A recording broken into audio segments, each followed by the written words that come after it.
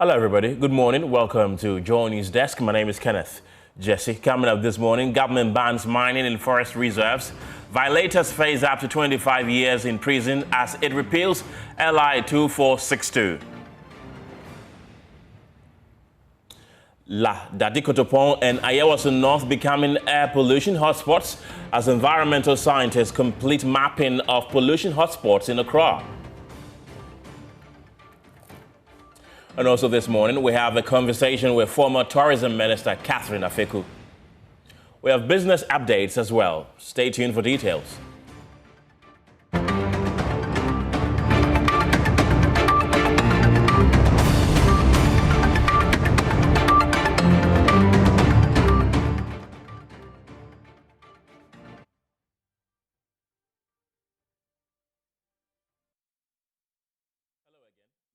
Has repealed LI 2462, which allowed mining in forest reserves. This follows months of national outcry and relentless advocacy from civil society.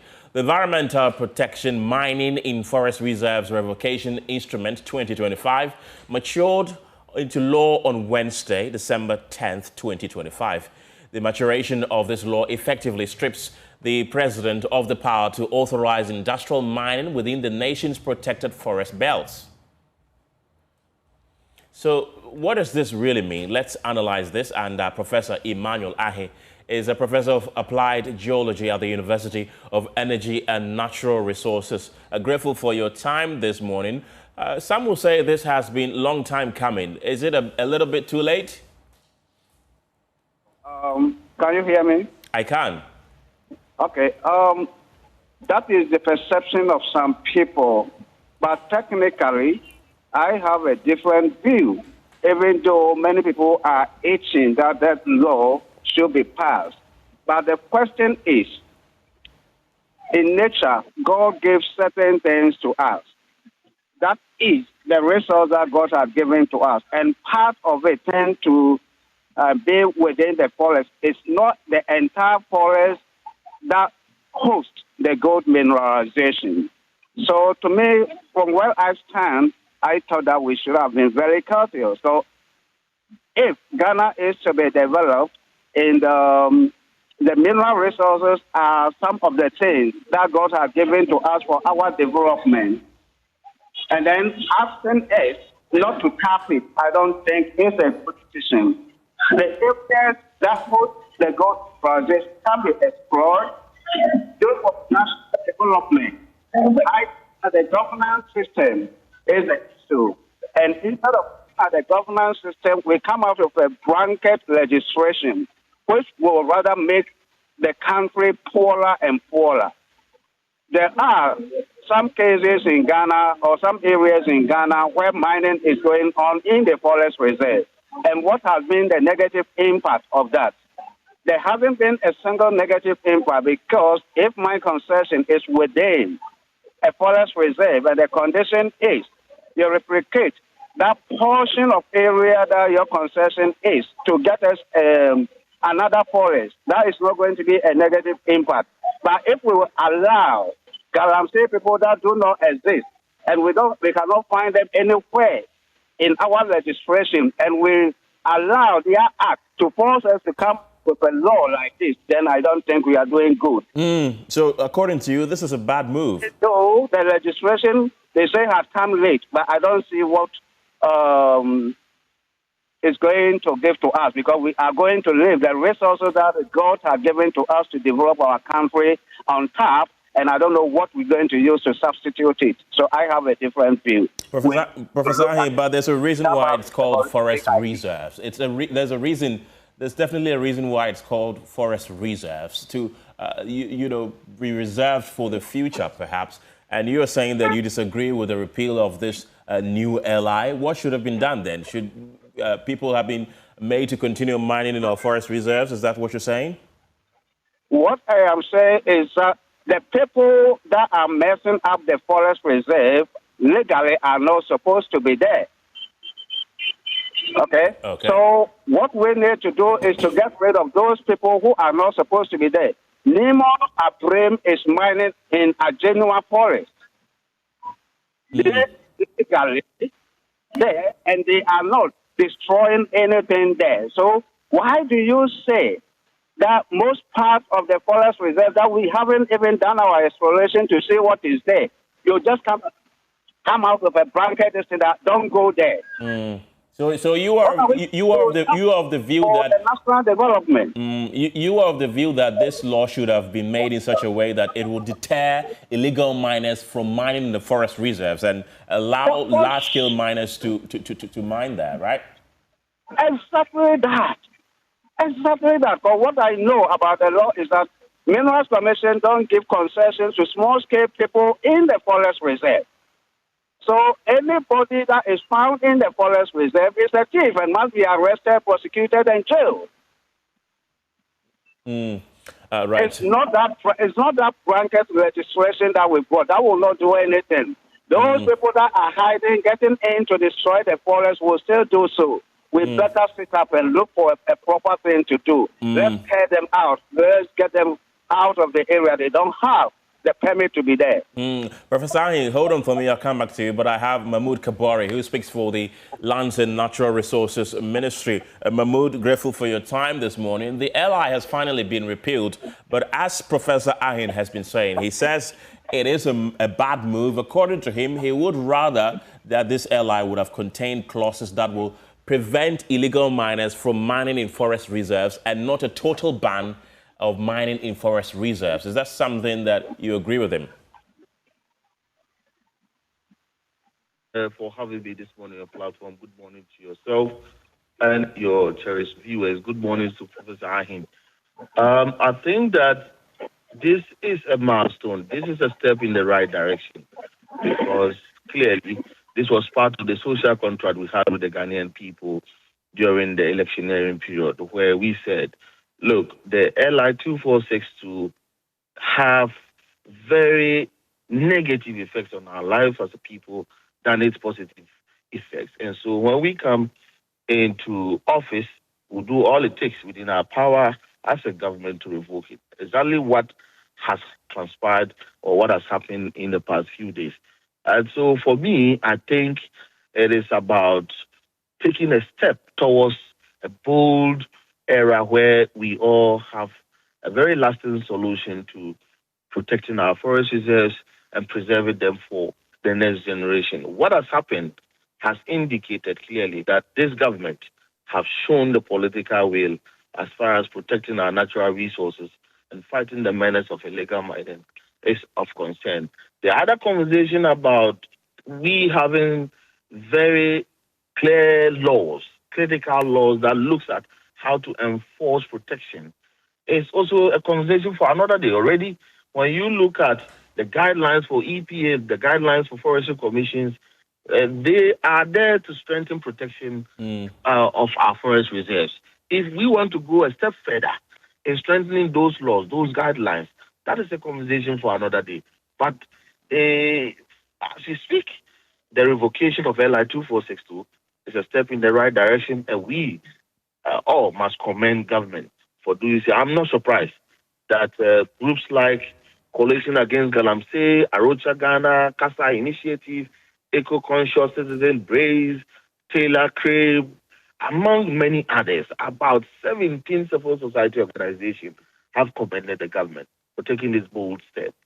Whatever is left, I mean, it will be a product of consultation, it will be a product of further engagement, it will be a product of all coming around the round table and finding more strengthened enforcement as far as protecting our forest resources is of concern. Professor Arhin, you've been listening to the explanation that Mahmoud Kabari from the Lands and Natural Resources Ministry has been given. Does it suffice? He mentioned that they had an official contract with the people of Ghana, and that was one of the promises that they made. But whether the promise that they made is realistic and it will help in the development of the country, that is another thing. Okay, gold mining experts in the forest reserve is not only in Ghana. I'm doing some consultancy work in Congo, Brazzaville, and the forest reserve is endowed with gold, and yet they don't allow illegal people to go in there because there are non-invasive methods of exploration that we can use to explore our forest reserve without damaging or degrading it. It's not the entire forest reserve that is mineralized. It's always some small portion of it. And that portion, if you want to look at it in percentage-wise, as far as the land coverage is concerned, is very, very small.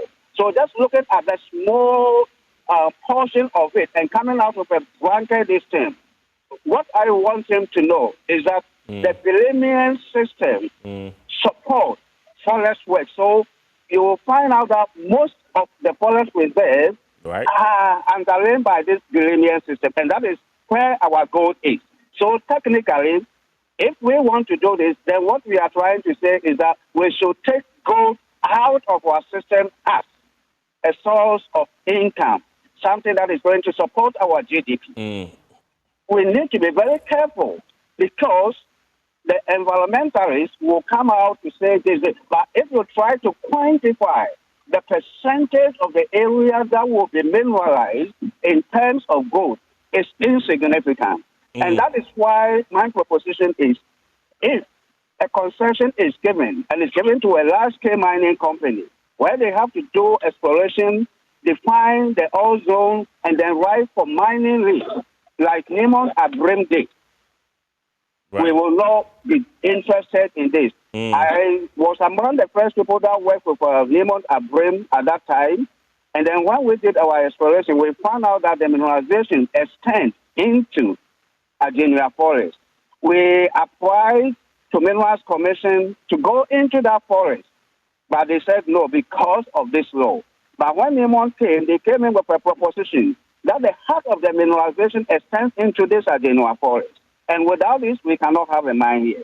Therefore, the option is the portion that is going to be affected by our operation, we are ready to create more than twice the size of it by creating a new forest. And that is exactly what they have done there. And when you go there, apart from the area that they are mining, a general forest is intact. The additional portion that has been added up has even increased the hectares of it. This is something that is verifiable. You can go to Abrim and then check on this. Okay. Emmanuel. If that has been a possibility, why can't we do that? Galamsey doesn't exist in our books. We have the large scale and we have the small scale. Any other person that is found in the forest is a thief and must be arrested. That is where our emphasis should be. Who are those people destroying the forest? Do they have any records in our books that they are supposed to be there? Okay. Right. Emmanuel Arhin, thank you very much. He's a professor of applied geology at the University of Energy and Natural Resources. I still have Mahmoud Kabori. He's the PRO for the Lands and Natural Resources Ministry. Professor Arhin has a very interesting take on this repeal. Did enough consultation go into this? Because according to him, you could have just decided that we are not going to allow small-scale miners or illegal miners to mine in these forest reserves, but we're going to allow multinational, large-scale mining companies to continue mining in our forest reserves because, according to him, once again, it brings us enough revenue. Page with Prof, we are on the same page, just that probably different languages have been used because clearly the government is not fighting the menace of illegal mining with just legal reforms or institutional reforms. Okay. What has happened forms part of our strategy of reforming existing regulations. We have other multi-pronged approaches. For instance, when the government comes to power and says, look, I have declared war against any form of mining in our forest reserves, especially illegal mining. That means that not just reforming regulation, government has taken a bold initiative as policy direction to protect our forest reserves. For instance, when recently President Mahama declares all our forest zones as security zones and placing diamonds, and we are doing what we call sustained deployment, or if you like, permanent deployment. That is a policy direction, and that is an action-oriented that is going to protect these forest reserves from illegal miners. So I'm on the same page with Prof, just that we come from different perspectives. And I just want to assure Prof that we are not saying entirely the revocation of LI 2462 is the solution, the entire or the overall solution to the menace of illegal mining, especially in our forest. We are saying that it forms part of a multi-pronged approach towards tackling the menace and dealing with the situation of illegal miners in our forest reserves. Mahmoud Kabari speaks for the Lands and Natural Resources Ministry, and earlier we had Professor Emmanuel Arhin with the University of Energy and Natural Resources. Away from that, environmental scientists mapping air pollution across Accra have identified Ayawaso North and at least 3 other districts as major air pollution hotspots. The pollution levels in some areas were sometimes 8 times higher than the WHO recommended levels. A managing director of PSS, Dr. Joseph Ayituo, says household fuel use and indiscriminate burning are key drivers of the pollution and is urging authorities to focus action on the most affected communities. He spoke with my colleague, Michael Ashale. And unfortunately, we couldn't bring you the sound there. But this story was a collaboration with New Narratives. Funding was provided by the Clean Air Fund, which had no say in the story's content. And it's now time to bring you our conversation with former Tourism Minister Catherine Afeku. Watch this. Hello, everybody. Welcome to our one-on-one conversation with Catherine Afeku. She's a former Member of Parliament and a former Minister of Tourism, Arts and Culture. Today, we're having a conversation with her, no-hold-bars conversation, from politics to entertainment and what have you. Glad you could join me in the studio this morning. Happy to be here, Ken. It's always good to see you. Right. How are you? Great. The MPP has been out of office for 11 months now. How was life being in opposition? I don't really call it opposition. I call it transition. Government is a continuous process. Right. Once you take the vocation as being a politician, you don't see it as being on the opposite side. Right. Wherever you are out of office, you rebuild, you reorganize, and you hope to recapture. So it's been good. That. Yeah, no, I don't want to take the tag of opposition. We're in transition. You were an MP 2 times, non-consecutively. You missed Parliament? No. Honestly speaking, no. The friendship, the intellectual exchanges, but the chamber itself, I would say no. I've had my time. I've done it. Why don't you miss it? A lot of people do. No, not me. Because, well, if you come from, you have to first, let's greet your viewers and listeners, and of course our cherished multimedia fans. But if you have been through this for 5 times, 20 years I've been contesting, you've winning 2 and you losing 3, it gets to a point where you're like, you know what? Enough is enough. Enough is enough. And not in the negative sense, but it's more like you have to get onto a different realm within the political sphere. So no, the chamber itself, no. But the political environment and growing up in it, you know, there is always going to be a different aspiration. Right. So you do parliament and then you have to move on up. You were in America, living your life.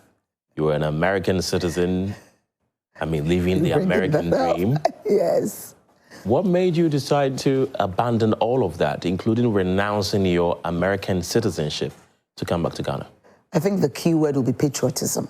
But you have to credit it to those who led the way. Just as you said, we were living our lives, you have children, a husband, a family, and you come into contact with destiny. I met Mrs. Oboshi Saikofi. She had come to the USA to meet the diaspora with Jake of blessed memory, Otanka Obichebilamte. And as you rightly said, I mean, we are Ghanaians first and foremost, and we sojourn in a different country, so you never forget your birth, your roots, your upbringing. I grew up here. I mean, I left at age 16, so I was fully fledged an African woman. But they came in and brought that was the Kufuor's first term government, explaining how those of us in the diaspora could actually come and be a part of the nation building. And not everybody took the call, but I was engaged directly, so I took it as a call to duty. She was very emphatic, and I always credit her with this chance encounter. Right. She literally, they had a phone interview on the phone and got me the spokesperson for infrastructure. I was the first female given that position to help with the Ministry of Information and national orientation at that time. So yeah, it wasn't a difficult decision at that time because it was coming back home. And I look back and I'm really grateful to her, and I'm happy President Kufuor at that time gave some of us the chance to be part of his government. That was how long ago? Oh, this was 2004, 2003. So I've been back 20 years. Yeah. You were the Tourism, Arts and Culture Minister. Yes. For 2 years. Yes. Exactly. And during your tenure, we experienced something called Year of Return. Yes. Did you play a major role in that? How did that come about? Oh, humbly, I would say yes. Some of the, I feel very blessed to have been part of that epoch, and some of the things that happened that has really catapulted Ghana onto the global tourism stage. But it started with Full Circle. In December 2018, Boris Kojo, a son of this land, decided to bring some of his friends from Hollywood. The original list started with 23 people, ended up being 169, and that was the trigger.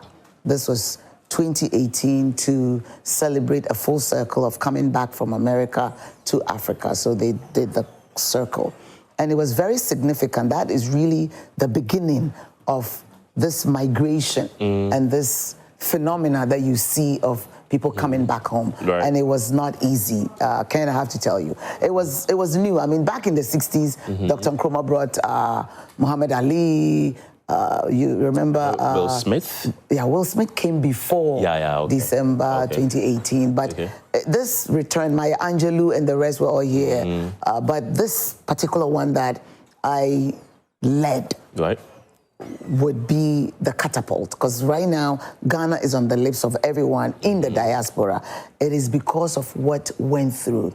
They're coming, the process, holding them in and getting them to feel this country made it easier. So it's like Africa 101 is really Ghana. And a lot of work was put in by Bozoma St. John. She's also Ghanaian, by the way, from my neighborhood. Oh, and great.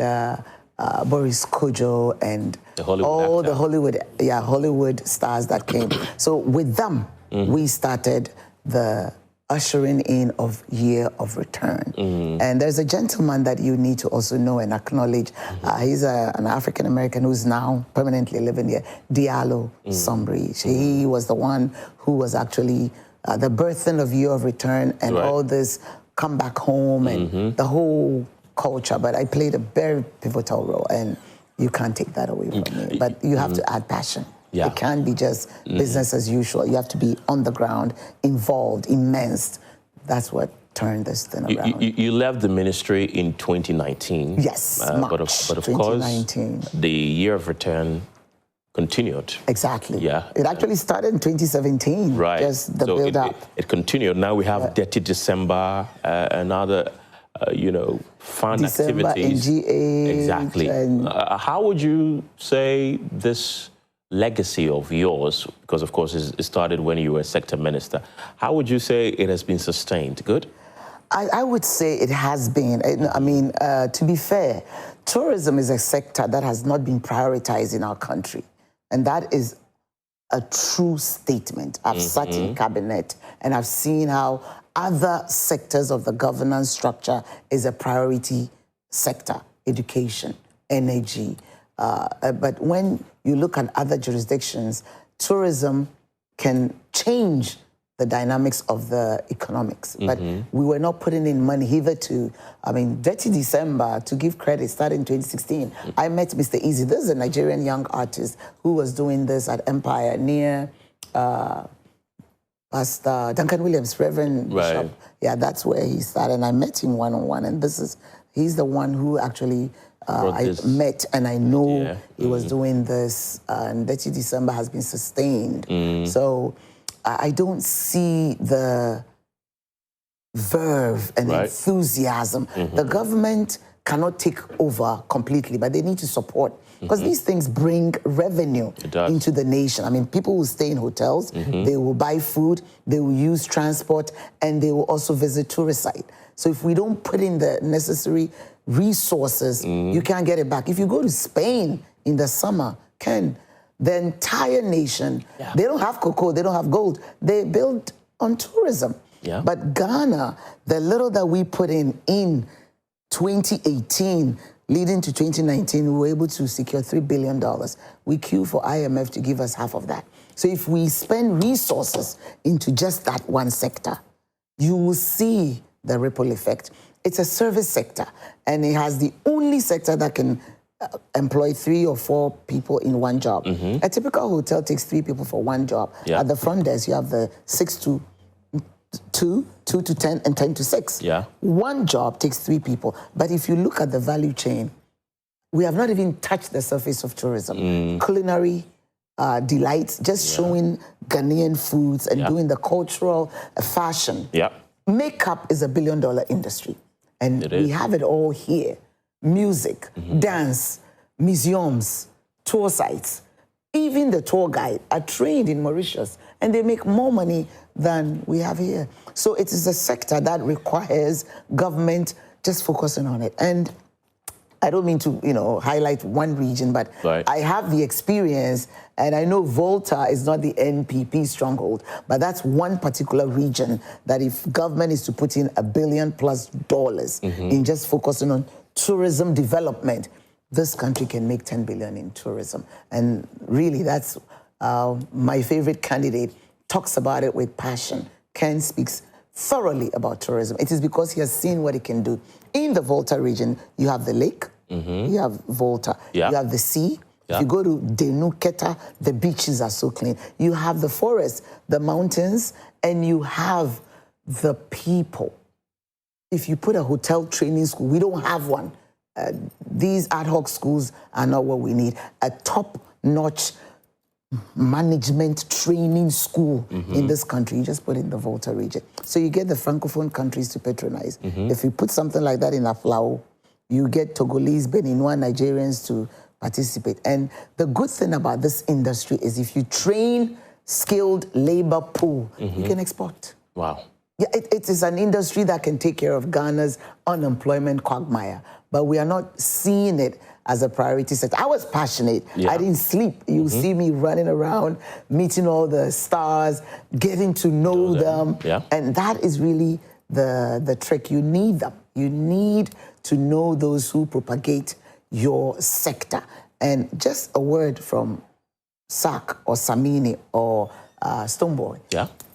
It would just go viral. And that is the power the creatives can. They just have to say a word about Ghana. Having a flag in just take one of them, the young ones, just holding the flag and say, it's cool to be in Ghana. Boom, 1 million people will follow. So we have the power in just that sector. But we're not putting money in it. That's quite interesting. It is. We're not putting money in it. And that is really a tragedy. I mean, I worked, I pushed, and they called me they had other names for me, but because I was driving people. Like, we have to create. I had one of the things that I can tell you about is a policy that I coined up through a good friend. He used to write for your online portal. Yes, but I'll get the name. See Ghana, Eat Ghana, and Wear Ghana. This was my first 3 months I came up with, how do we sell Ghana?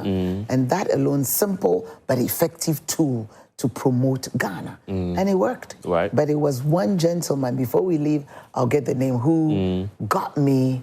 He does Wango Wango. Okay. Yeah, I had a chat with him, and I was so mesmerized. I said, you do all this? How are you selling it? So, because he was able to do tours. So he was showing people how to see Ghana.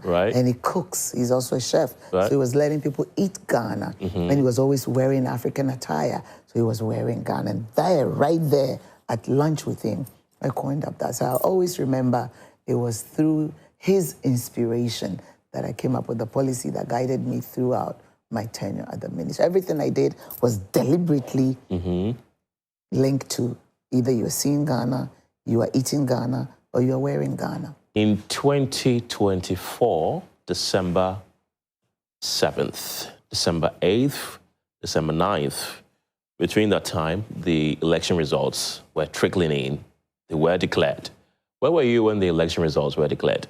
I was at the Collation Center. I remember it just like yesterday. Where? I was at the Collation Center at my alma mater, Kwame Nkrumah Senior High School. They had used the assembly hall to do the collation to get the results. So yes, I was at the Collation Center. That means you had first-hand, evidence of whatever that was going on. Yes. When did you get to know that your party had lost the election? It was around 7 to 9 a.m. It was trickling in. I mean, we had our results by 2 a.m. The parliamentary, it's easy to collate because you have a command center and you call. We have 120 polling stations. So you could easily do the math and you know that it's either you've won or you have lost. It's straight. But the presidential was taking time to get the national. So it was between 7 and 9 a.m. We had half message that it's not looking good from about 7 regions, but we still waited. I mean, officially, I sat and listened at around noon that it looks like the whole nation result had yet to be completed, but with what had been received, it didn't look like. But, still officially was not declared by the EC, but it's just from what they call predictions and what is trickling in. So I remember it like it was yesterday. So did the MPP win at the Collation Center you were? No. We lost both presidential and parliamentary. The only consolation is I won like 1,500 plus over the presidential. So that tells you that the people actually did their best to support you, but it wasn't enough to clinch the seat. So. What was your reaction when you realized that the MPP had lost, and especially with the numbers and the gap that they used to lose? How did you react to that? Initially, it was a shock.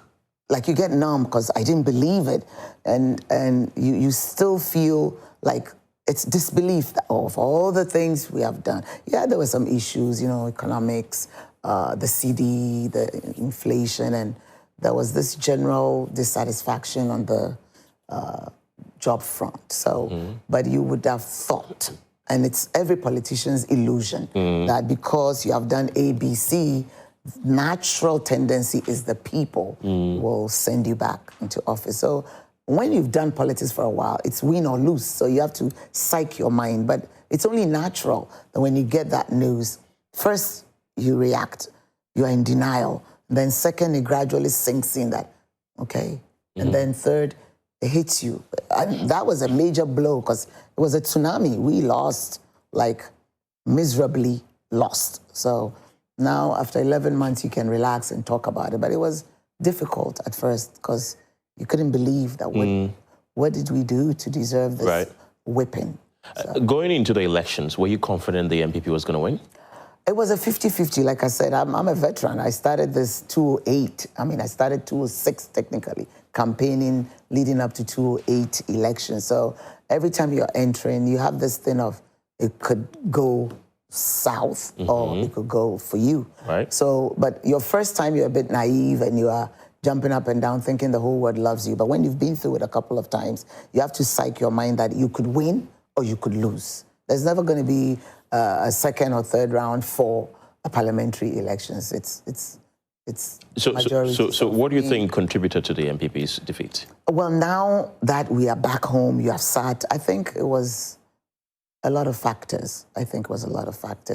Tell me some. Well, the only one that I know really was economics. I think it was the CD, the business community were not too comfortable, and taxes as well, because we had come in, we promised production against taxes, and I think it took time for that to be realized, and the electorates will punish you when you have not been able to deliver on what, and I'm in a position to say it because I was there. Right. You see that when you go to the marketplace, they'll tell you, we're not going to give you back. I said, well, why?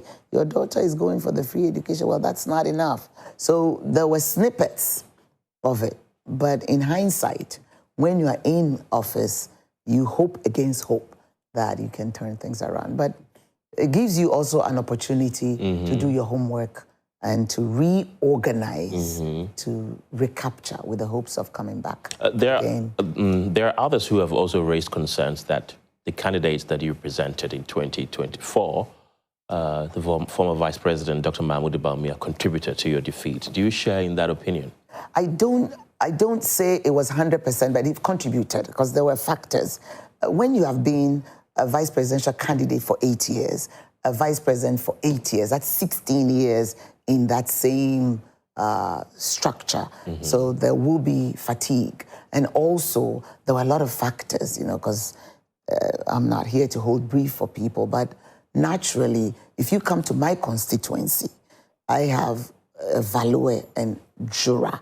The Jura side is predominantly northern settlers, and he had a lot of people from the other side, not of his tribal extract, and they were openly saying they will not vote. But we didn't listen because we were like, I mean, why not? You are MPP, it's about the party. So that played a role. They said they will not vote because of the candidate. Yes, but I, as a candidate, I didn't take it like, oh, I mean, why not? And some of our executives, these were executives, so they didn't vote. But at that time, I didn't take it serious. I was like, if you're MPP, it doesn't matter. But it did, and it showed in the results. So, you know, it's just what it is. I mean, there were other factors, but that also played a role. It played a role. You're supporting Kennedy Japan to lead the MPP. If he were the candidate last year, do you think he would have won? In hindsight, I'm not, you know, an oracle and I'm not God, but in hindsight, it would have given us a better chance, I think, because he didn't have a lot of the fatigue, you would say, of being at the helm. So that could have been an opportunity. But as we sit here, emphatically, I would say now that I know what I know, it would have given MPP a better chance, a better shot of taking the governance to break that 8. Yeah, because it would have been a different face, a different person who had not been in office, and Ghanaians would have yearned to try something different. So, yeah, I think in hindsight, it would have been a good chance to have continued. Right. So let's talk about your support for Kennedy Japan. It's been unwavering. Why do you think he should lead the MPP? To put it in perspective, there are 5 gentlemen who have put themselves up for this election. They are all fine gentlemen, and they all bring in their unique qualities. But from where I sit, don't forget I've been a member of parliament, I've been a minister, I've been a government spokesperson, and I have gone through 5 cycles of elections. So I assess all of them. And in my heart, I know that if we present Kennedy Japan, we have a chance after President Mahama to take over government. Why? He's not the usual run-of-the-mill tie, coat, GDP kind of gentleman. He is the one that is, you call a disruptive leader. They come in and they don't do the conventional. He's a businessman and he's a politician. So he combines those skills, the experience of pragmatism. You look at this tapestry called Ghana.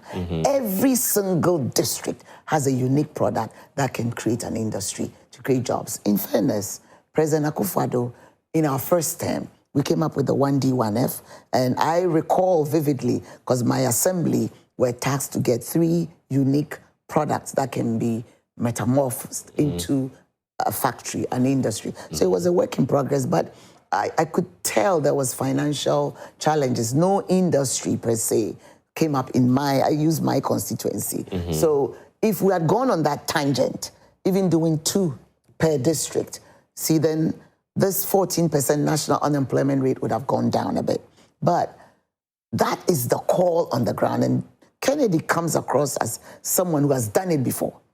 He has industries. So he's the guy who can talk and do what he's saying. He has done it before. And also, he has been in parliament 6 terms. So this is a guy that combined experience. And what people love about him is his brutal honesty. He tells it like it is. There's no sugarcoating. And if you look at Trump style, Berlusconi, leaders who come in with boldness, they tend to disrupt. the status quo. They do things that's unconventional, and that is what Ghana needs at this juncture. You need a leader who's thinking outside the box, a leader who's unconventional, and a leader who's courageous.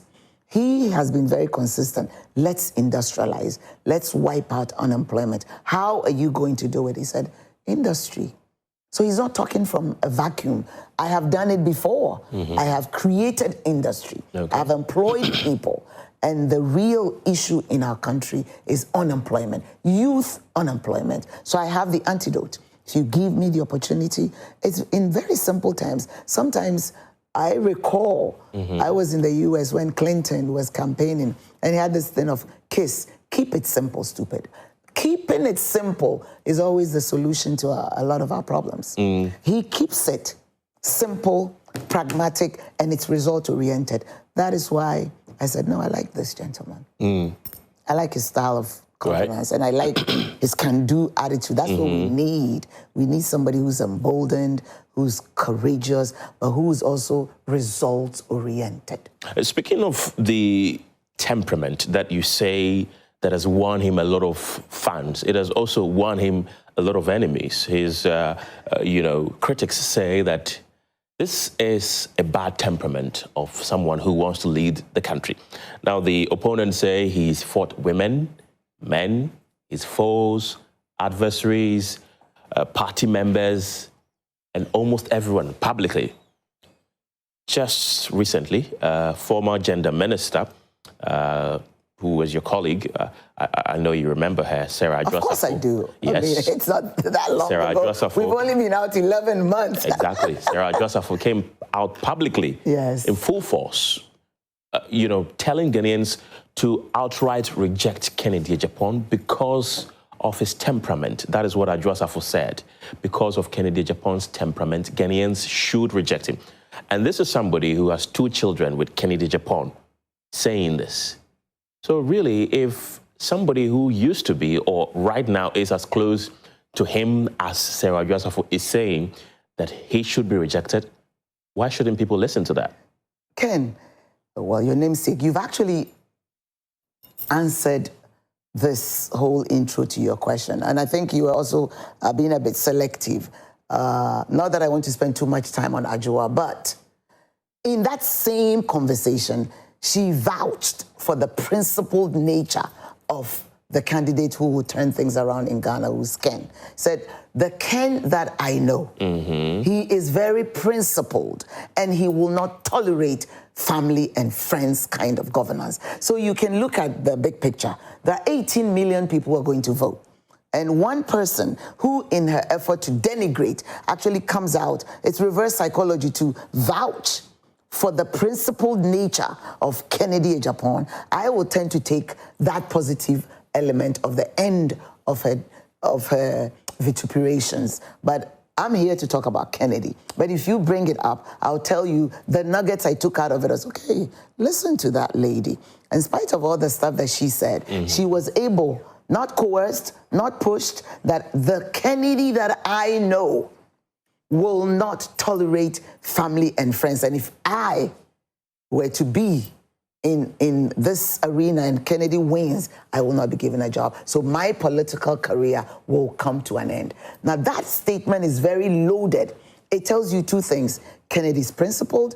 Kennedy will not tolerate family and friends. Kennedy does not support nepotism. And Kennedy will tell it like it is. Just because I have birthed 2 children with you does not automatically give you a position in my future government. For me, I wrote it in my book on that day when I watched the clip. I said, this is a testimony of the principled nature of Ken.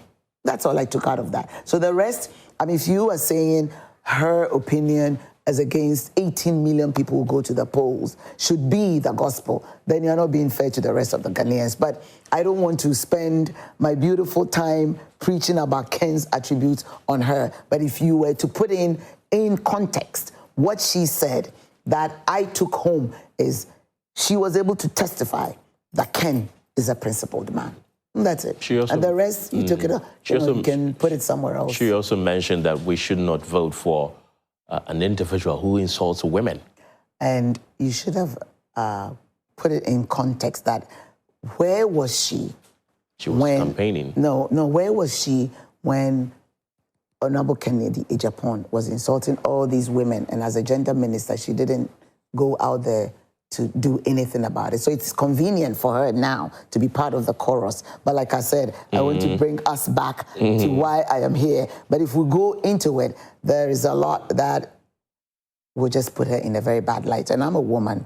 I don't want to play that game of denigrating a fellow woman. I want to take the best out of what she said. Kennedy is a principled man. Case closed. For me, I want to focus on his attributes. A lot of the things you hear in his effort to defend our party right here at Multimedia Studios severally in his effort to defend our party. Now they do a Ten Commandment, Moses style of sins and this and that. But it takes us off.